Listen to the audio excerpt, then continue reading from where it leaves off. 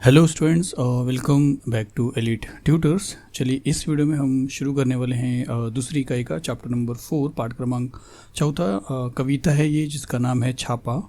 और छापा का मतलब होता है रेड। इनकम टैक्स का जो रेड पड़ता है, धावा पड़ता है, उसको बोलते हैं। और इसके कवि हैं कवि ओम प्रकाश आदित्य। तो चलिए पढ़ते हैं ये हास्य व्यंग कविता, हंसने वाला, और देखते हैं कि कवि ने यहाँ पे क्या बताया है। तो क्या लिखा देखिए कि मेरे घर छापा पड़ा, छोटा नहीं बहुत बड़ा। तो कवि ये कहते हैं कि मेरे घर पे छापा पड़ा है, इनकम टैक्स वालों का रेड पड़ा है, और वो भी छोटा नहीं बहुत बड़ा। मतलब रेड के लिए आए हुए काफ़ी लोग आए हैं, तो एक छोटा मोटा छापा नहीं है, बहुत बड़ा रेड पड़ा है। फिर क्या लिखा कि वे आए घर में घुसे और बोले सोना कहाँ है। तो कवि ये कहते हैं कि वे लोग आए, छापा मारने वाले लोग आए, हमारे घर में घुसे और हमसे बोले कि सोना कहाँ है, सोना। और आपको मालूम है सोना गोल्ड की बात हो रही है। तो मैंने कहा, तो कवि कहते हैं कि मैंने कहा मेरी आँखों में है, कई रात से नहीं सोया हूँ।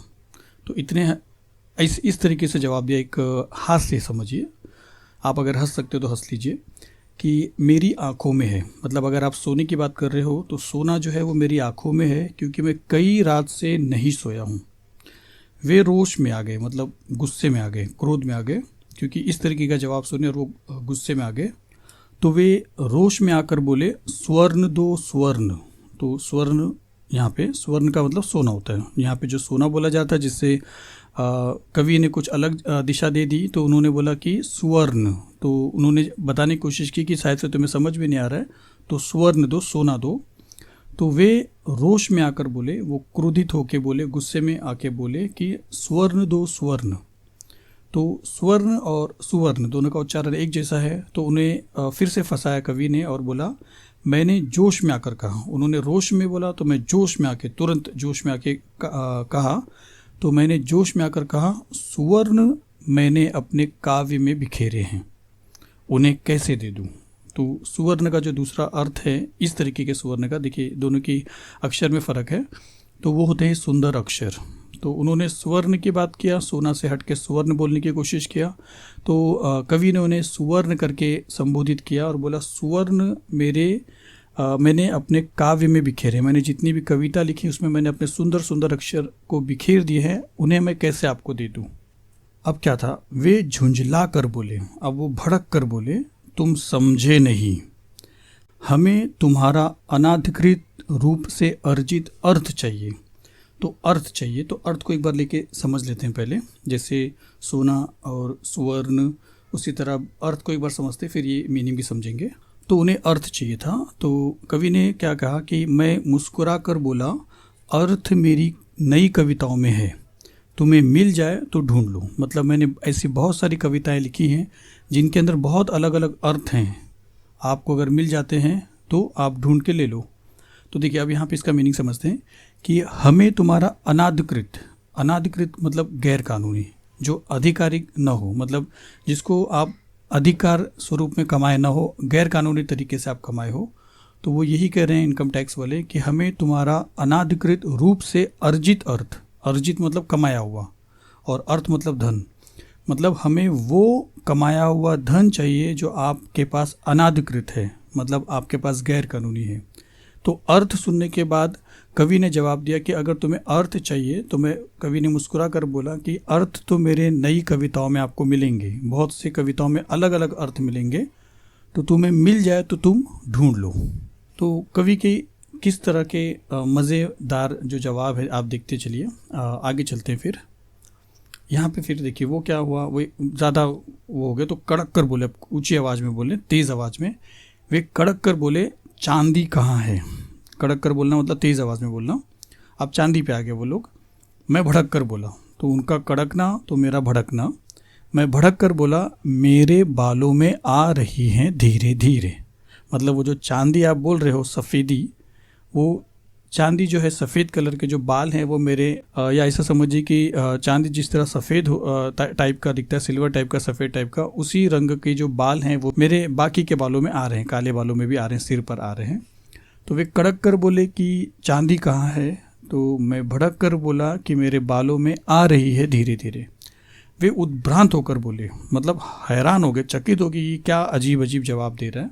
तो वे उद्भ्रांत होकर बोले, यह बताओ तुम्हारे नोट कहाँ हैं। उन्होंने सोचा आप समझेगा वो, तो उन्होंने बोला कि यह बताओ तुम्हारे नोट कहाँ हैं।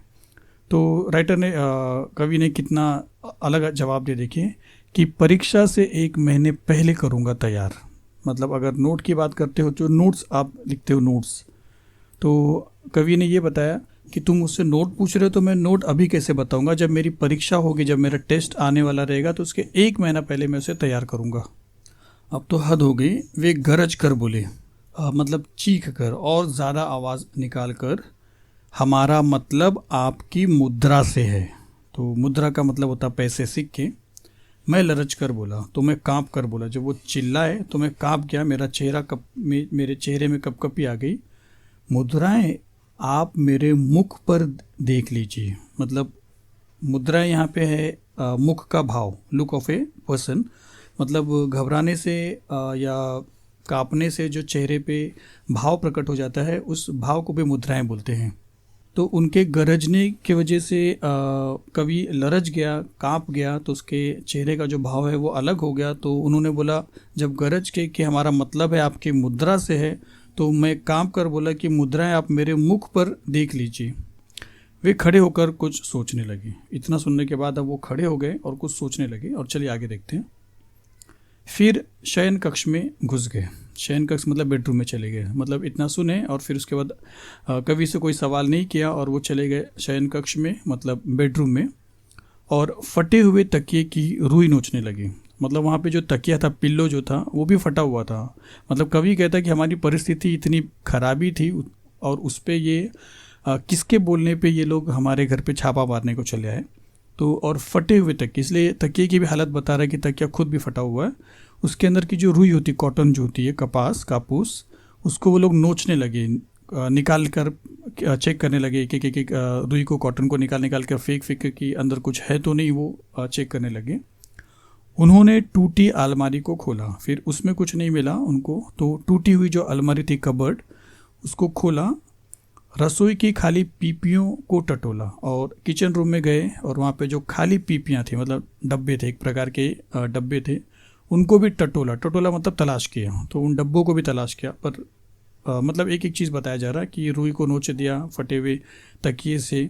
फिर टूटी हुई अलमारी दिखी, अलमारी टूटी है, तकिया फटे हैं। ये सब समझ के आप कवि की ये बातें समझिए कि कवि का जो हालत था वो एकदम खराबी था और उस पर इनकम टैक्स वाले आए थे। तो कवि ने इसी तरह उनको जवाब देना सही समझा। तो रसोई की खाली पीपियों को टटोला, मतलब रसोई के खाली जो डब्बे थे उनको उन्होंने तलाश किया। बच्चों की गुल्लक तक देख डाली। इतना हद किया कि बच्चों के जो छोटे छोटे गुल्लक थे, पिगी बैंक, जिसको आप पैसा जमा करने के लिए गल्ला बोला जाता है, तो उसको भी उन्होंने चेक करना चालू कर दिया। पर सब में मिला एक ही तत्व। तो सब जितना भी उन्होंने चेक किया, एक ही तत्व मिला, एक ही पदार्थ मिला, और वो पदार्थ था खाली मतलब कुछ भी नहीं। जो वो चाहते थे उसमें से एक भी चीज़ नहीं मिला। कनस्तरों को, कनस्तर मतलब टीन का पीपा, टीन का डब्बा, जो टीन मेटल होता है उसका, तो कनस्तरों को, मटकों को, जो मटका आपको मालूम है, उसको ढूंढा, सब में मिला शून्य ब्रह्मांड, मतलब खाली संसार। मतलब हर जगह पे शून्य था, कोई भी चीज़ उनको नहीं मिली जो वो तलाश करने आए थे। जितनी उन्होंने सोचा था ये सारी चीज़ मिलेंगी, वो कुछ भी नहीं मिली। देख कर मेरे घर में ऐसा अरण्य कांड, जब हर जगह पे उन्होंने सब कुछ बिखरा दिया और उनका घर जब अरण्य कांड बन गया, बिखरा हुआ बन गया, तो देख कर मेरे घर में ऐसा अरण्य कांड, इस तरीके का जो हालत था, बिखरा हुआ जो सीन वहाँ पे बना हुआ था, बिखरे हुए जो हर जगह पे हालत बन गई थी, उनका खिला हुआ चेहरा मुरझा गया। तो उनका जो चेहरा खिला था कि ये मिलेगा वो मिलेगा, लेकिन जब कुछ नहीं मिला और सब कुछ बिखर गया तो उनका चेहरा खिला जो था वो मुरझा गया। चलिए फिर आगे देखते हैं। और उनकी 20 सूची हृदय में। अब 20 सूची हृदय में आप क्रोधित भी समझ सकते हैं, या ऐसे समझिए कि उनके हृदय में जो सूची बनी हुई थी, कि ये सूची का मतलब लिस्ट होता है, तो उनके हृदय में जो सूची बनी थी, ये मिलेगा वो मिलेगा वो मिलेगा, तो वो जो मिलने था वो मिला नहीं, या वो क्रोधित जो हृदय था उनका, गुस्से वाला, रौद्र की जगह करुण रस समा गया। मतलब उनके क्रोधित हृदय में क्रोध की जगह, मतलब रौद्र मतलब क्रोधपूर्ण, क्रोध, गुस्से की जगह करुण रस समा गया। करुण रस का मतलब है दया वाला रस। तो उनके क्रोधित रूप में मतलब उनका जो हृदय, उनका जो दिल गुस्से से भरा हुआ था वो अब दया से भर गया। वे बोले, क्षमा कीजिए, हमें माफ़ कीजिए, हमें किसी ने गलत सूचना दे दी। मतलब हमें किसी ने गलत इन्फॉर्मेशन दे दी और हम चले आए और हमें कुछ नहीं मिला। अपनी असफलता पर वे मन ही मन पछताने लगे। तो उनको जो अनसक्सेसफुलनेस मिला, यहाँ पे अनसक्सेस समझिए, तो अपनी असफलता पे वो मन ही मन सब पछताने लगे कि कुछ मतलब नहीं हुआ, कुछ कामयाबी हासिल नहीं हुई। सिर झुकाकर वापस चले गए, वापस जाने लगे। तो उन्होंने सिर झुकाया, मतलब दिखाया कि हम बेबस हो गए, हमें कुछ नहीं मिला, तो हम शर्मिंदा हैं। तो सिर झुकाया और झुकाकर वापस जाने लगे, चले नहीं गए, अभी जा ही रहे थे। मैंने उन्हें रोक कर कहा, तो कवि कहते हैं कि मैंने उन्हें रोका और कहा, ठहरिए, रुकिए, आगे देखते हैं। सिर मत धुनिए, मतलब पछताइए मत, मेरी एक बात सुनिए। आप जा रहे हैं, पछताइए मत, लेकिन हाँ, जाने से पहले मेरी एक बात सुनिए। मेरे घर में अधिक धन होता तो आप ले जाते। आप इनकम टैक्स वाले हो, ऑफिसर हो, आपका काम है, तो अगर मेरे घर में अधिक धन होता, ज़्यादा धन होता, ज़्यादा पैसे होते, तो आप क्या करते? आप लेके चले जाते। अब जब मेरे घर में बिल्कुल धन नहीं है, अब जब आपने तलाश लिया हर जगह पे और मेरे घर में आपको बिल्कुल भी धन नहीं मिला, आपको कहीं पे भी ज़रा भी धन मिला ही नहीं, तो आप मुझे कुछ देकर क्यों नहीं जाते? तो देखिए किस तरह फिर से हंसते हुए उनको जवाब दिया कि जब आपको कुछ मिला नहीं और आप कुछ ले कर नहीं जा रहे हो, तो आप मुझे कुछ देकर क्यों नहीं जाते हो? फिर आगे कंटिन्यू किया कि जिनके घर में सोने चांदी के पलंग और सोफ़े हैं, आप जब छापे मारते हो तो जिनके जिनके घर में आपको सोने मिलते हैं, चांदी मिलते हैं, या सोने चांदी के पलंग मिलते हैं, बेड मिलते हैं, बड़े बड़े सोफ़े मिलते हैं, उन्हें आप निकलवा लेते हैं। तो आप करते क्या? उनको सबको निकलवा लेते हो, लेके चले जाते हो। बहुत अच्छी बात है, चलिए आप ड्यूटी कर रहे हो, तो कवि ने कहा कि बहुत अच्छी बात है, निकलवा लीजिए। ऐसा करते हो, ऐसा आपको मिलता है, तो आप ऐसा कर लीजिए, निकलवा लीजिए। पर जिनके घर में बैठने को कुछ भी नहीं, जैसे हमारे घर, मतलब कवि अपने घर की बात कर रहे हैं, तो जिनके घर में बैठने को कुछ भी नहीं, उनके यहाँ कम से कम एक तख्त तो डलवा दीजिए। मतलब एक लकड़ी का बना हुआ जो चौका होता है वो आप डलवा दीजिए, अगर पलंग नहीं दे सकते हैं तो। कितने कितने व्यंग वाले, कितने हंसी भरे से जवाब दिया है और उनको क्रोधित कर दिया, उनको सामने वाले को। चलिए यहाँ पे ख़त्म हो रहा है। इसको लिया है गोरी बैठी छत पर से। चलिए मिलते हैं फिर नेक्स्ट वीडियो में। Thank you very much.